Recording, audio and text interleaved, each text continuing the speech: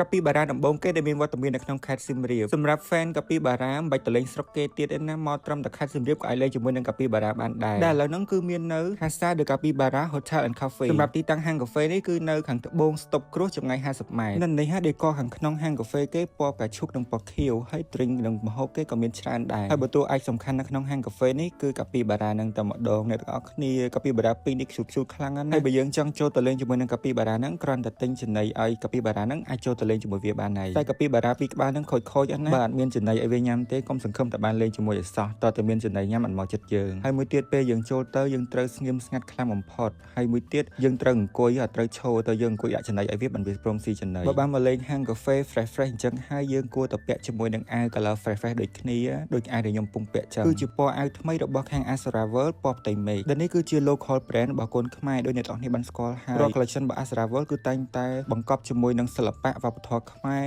និងផ្ដិតជាប់ជាមួយនឹងអាវនឹងតែម្ដងជាពិសេស collection នេះអ្នកទាំងអស់គ្នាអាចដាក់ឈ្មោះនៅលើអាវនឹងបានទៀតណាអ្នកទាំងអស់គ្នាចង់ដាក់ឈ្មោះមិនក៏បានដែរហើយបើយើងចង់ដាក់ឈ្មោះជា couple 2នាក់ក៏បានអញ្ចឹងបើសិនជាអ្នកទាំងអស់គ្នាចង់បានអាវនេះអាចទាក់ទងទៅខាង Astra World បានហើយមួយទៀតសម្រាប់ទីតាំងហាងកាហ្វេកាពីបារ៉ានេះចាញ់ខ្ញុំដាក់ link Google Map ចូលទៅក្នុង comment ដើម្បីឲ្យអ្នកទាំងអស់គ្នាងាយស្រួលរក Bye